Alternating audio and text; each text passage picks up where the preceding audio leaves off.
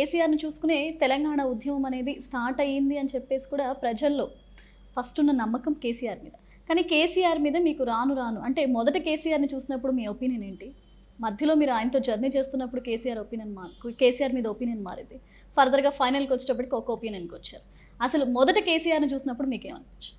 ఇప్పుడు కేసీఆర్‌ను నేను 2004లో కలిసిన. ఈ 2004లో ఆయన్ని కలిసినప్పుడు ఆయన వాళ్ళు తెలంగాణ కోసం క్లాసులు ఏర్పాటు చేస్తున్నారు.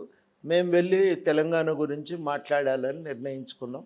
ఎందుకనంటే తెలంగాణ చైతన్యం పెరిగితేనే తెలంగాణ వస్తుంది. కాబట్టి ఆ అవకాశం ఎక్కడ దొరికినా ఎవరు కల్పించినా పోదామని నిర్ణయించుకున్నాం. అట్లా ఆయనతో సంబంధం మొదలై 2004 ఎన్నికల్లో అంటే ఇందులో కేసీఆర్ వ్యక్తిగతంగా కేసీఆర్ గురించి మేము ఆలోచించలేదు. తెలంగాణ ఉద్యమంలో ఆయన ఒక శక్తి, ఆయన కూడా ఒక పాత్ర పోషిస్తున్నాడు. ఆయన ఒక పార్టీని నడుపుతున్నాడు. ఆ పార్టీ ఎంత బలం ఉంది అనేది కాసేపు పక్కన పెడితే ఆ పార్టీని కూడా మనం పరిగణలోకి తీసుకోకుండా తెలంగాణ రాదు. అప్పుడు మాకు అది అంచనా. కాబట్టి వాళ్ళతో మనం కలిసి ఉంటే తెలంగాణలో ఆంధ్ర శక్తులను ఓడించడానికి అవకాశం కలుగుతుంది.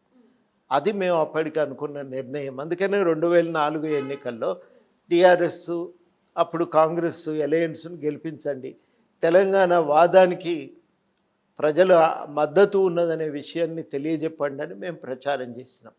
ఆ ప్రచారంలో అంతిమంగా టీఆర్ఎస్ కాంగ్రెస్ అలయన్స్ గెలిచింది.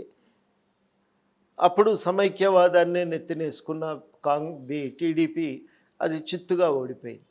అది ఆ రోజుల్లో జరిగినటువంటి పరిణామం. ఆ పరిణామంలో మేము సహజంగానే మేము అందరం కూడా అప్పుడు నిర్ణయించుకున్న దాని ప్రకారం ఇక సంతోషించినాం మేము అందరం కూడా. అప్పుడున్న పరిస్థితుల్లో మరి ఇక కొత్తగా తెలంగాణ వాదంతో గెలిచిన ఒక శక్తి ఉన్నప్పుడు వాళ్ళు తెలంగాణ కోసం నిలబడితే మనం కూడా ఇంకా కొంత బలంగా ముందుకు పోగలమని అనుకున్నాం. మాకు తోచిన కాడికి తెలంగాణ కోసం ఏం చేస్తే బాగుంటుందనే మాట వాళ్ళకి చెప్పేవాళ్ళం. కానీ వాళ్ళ మీదేం ఆధారపడి ఉండకుండా తెలంగాణ కోసం మా వంతుగా మా కార్యాచరణ మేము చేస్తూనే ఉన్నాం. విద్యావంతుల వేదికని ఏర్పాటు చేసుకున్నాం. విద్యావంతుల ఏర్పాటుకు ముందు తెలంగాణ ఐక్యవేదికలో ఉన్నాం. తెలంగాణ ఐక్యవేదికకు ముందు ఏ పార్టీ పిలిచినా ఏ సంఘం పిలిచినా పోయేది. పౌర హక్కుల సంఘం నుంచి హెచ్ఆర్ఎఫ్ ఆధ్వర్యంలో తెలంగాణకు సంబంధించిన కొన్ని అంశాలను అక్కడ లేవనెత్తేది. ఆ తర్వాత ఇక వివిధ సంఘాలలో భాగంగా పనిచేసినాం. ఆ తర్వాత ఐక్యవేదికలో వచ్చి చేరి పనిచేసినాం.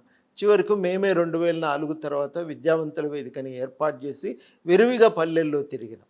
మీరు ఇంతకుముందు అన్నారు కదా, మేము తెలంగాణకు సంబంధించి రకరకాల సమస్యల మీద మేము కొట్లాడేటువంటి క్రమంలోనే మాకు అర్థమైంది ఏంటంటే తెలంగాణ ఏర్పడకుండా ఈ సమస్యలు పరిష్కారం కావు. ప్రజలుగా ఈ ప్రాంతవాసులు తాము చేసే పోరాటాలు తాము చేస్తూనే ఉన్నారు. ఇక్కడి అసమానతలను ఎదిరించారు.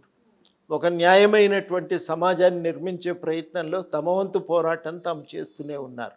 కానీ అవి ఒక ఫలితం ఇవ్వాలి అంటే మాత్రం మనం ప్రత్యేక రాష్ట్రంగా మారకుండా సాధ్యం కాదు అనే నిర్ణయానికి వచ్చి అప్పుడు మేము ప్రత్యేక రాష్ట్ర పోరాటమే ప్రధానం అనుకొని దానికోసమే అట్లా రకరకాల సంఘాల్లో పనిచేయటం ప్రారంభించినాం.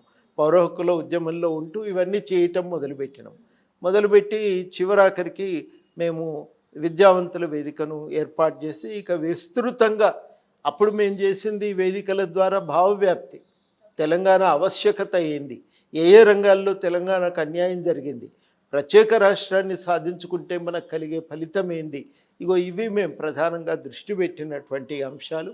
వాటి మీద దృష్టి పెట్టి మరి తెలంగాణ రాష్ట్ర సాధన కోసం మేము ఇక మా వంతు ప్రయత్నం మేము చేయటం మీ ప్రయత్నం మొదలుపెట్టినప్పుడు కేసీఆర్ అనే పర్సన్ మీద ఎందుకు మీకు విమర్శ ధోరణి అనేది వచ్చింది? ఆయనలో ఎందుకు మీకు నెగిటివిటీ కనిపించింది? ఆయన కూడా తెలంగాణ ఉద్యమం కోసం అసలు ఈ పార్టీకి కూడా తెలంగాణ రాష్ట్రం అంటే కేసీఆర్ గుర్తొచ్చే పరిస్థితి, కేసీఆర్ అనే పరిస్థితి ప్రజల్లో చాలా మందికి ఉంది. కానీ మీకెందుకు ఆయన మీద విమర్శన ధోరణి?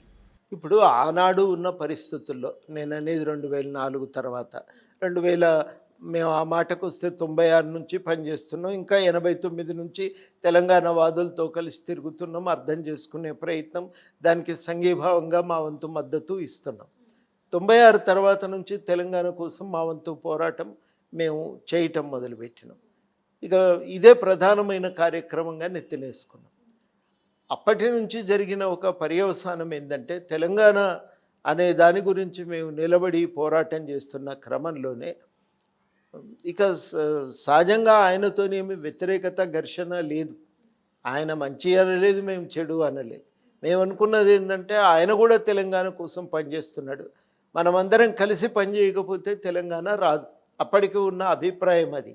ఒక్క కేసీఆరే కాదు, తెలంగాణ కోసం ఎవరు పనిచేసినా వాళ్ళందరినీ మనం వీలైనంత మేర కలుపుకొనే పోవాలి, కలిసే పనిచేయాలనేది ఆ రోజుల్లో ఉన్న అభిప్రాయం. సంఘాలు ఉంటే ఉండనియండి, అందరం విడివిడిగా నిలబడి పరస్పరం మనమే విమర్శించుకుంటే ఒకరి మీద ఒకరం పోటీ పడితే తెలంగాణ రాదు. మనందరం సమన్వయంతో సాగితేనే వస్తుంది. ఎందుకంటే అప్పటికి జయశంకర్ సార్ ఒక మాట చాలా బలంగా చెప్పిండు. ఆయన ఏమన్నాడంటే తెలంగాణ కోసం ఎన్ని సంఘాలన్నా ఉండనియండి, కానీ చాలా ముఖ్యమైన విషయం ఏంటంటే అయితే అవన్నీ కలిసి నడవాలి. ఒకవేళ కలిసి నడవకపోతే కనీసం సమన్వయంతో సాగాలి. ఒకవేళ అది సాధ్యం కాకపోతే ఏకోన్ముఖంగా సాగాలి, కానీ ఘర్షణ పడకూడదు అని. అది ఆ రోజుకున్నటువంటి అవగాహన. ఆ అవగాహనకు లోబడి మేము కూడా టీఆర్ఎస్తో కూడా మనం కూడా వాళ్ళను కూడా తెలంగాణ వాదులే కాబట్టి మనం అందరం కలిసే పనిచేయాలి. ఆయన పార్టీ రాజకీయ ముఖంగా ఉన్నాడు, మేము సామాజిక ఉద్యమ కార్యకర్తలం కాబట్టి మా పాత్ర ఒకటి, ఆయన పాత్ర ఒకటి.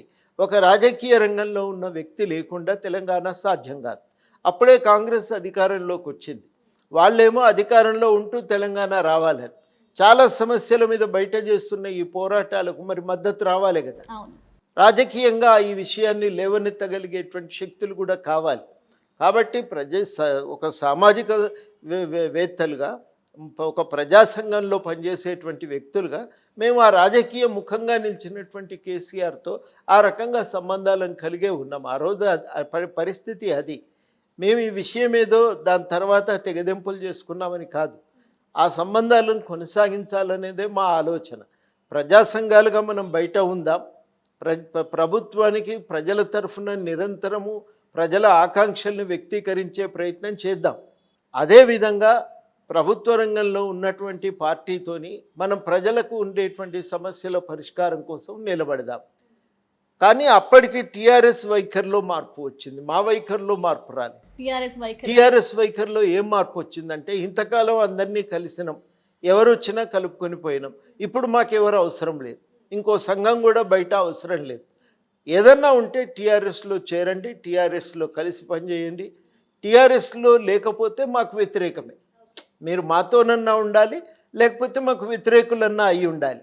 ఇది ఇందుకు తప్ప వేరే కేటగరైజేషన్ బ్లాక్ అండ్ వైట్, నువ్వు నా ఓనివా ప్రతిపక్షమా అంతే, ఇంకొక కేటగిరీ లేదు టీఆర్ఎస్ విశ్లేషణలో. మరి మేమెవరం అప్పుడు? మేము అప్పటికి కూడా ఏమనుకుంటున్నామంటే పార్టీ రాజకీయ ముఖంగా ఉంది, మనం పోయి చెప్పుకుంటాం, ఏదన్నా ఉంటే వాళ్ళు వింటారు, పరిష్కరిస్తారని. వాళ్ళు ఏమనుకుంటున్నారంటే వీళ్ళు అవసరం లేదు, ఇక వీళ్ళుంటే మనకి ఎప్పటికైనా రాజకీయంగా ఇబ్బంది, మనం అనుకున్నట్టుగా ప్రభుత్వాన్ని నడపటం అనేది కుదరదు, ఎప్పటికైనా ఇది మనకు ఒక పోయే సైకిల్లో కట్టె అడ్డం పెట్టినట్టే అవుతుంది, ఇది తక్షణంగా వాళ్ళకు కాళ్ళల్లో కట్టెబెట్టినట్టే ఉంటుంది అనేది వాళ్ళకు కలిగిన అభిప్రాయం. అందువల్ల ఈ వైరుధ్యం తలెత్తింది. వైఖరి మారింది, మాది కాదు, టీఆర్ఎస్ వైఖరి మారింది. ఆ వైఖరి మారిన తర్వాత ఆ వైఖరి వల్ల వైరం వచ్చింది, టీఆర్ఎస్ వైఖరి వల్ల వైరం వచ్చింది. ప్రజా సంఘాలు పనికిరావు, అనవసరం అనే ఒక అసహనాన్ని ప్రదర్శించటం వల్లనే వైరం తలెత్తింది తప్ప దానికి ఇంకో కారణం ఏమీ లేదు.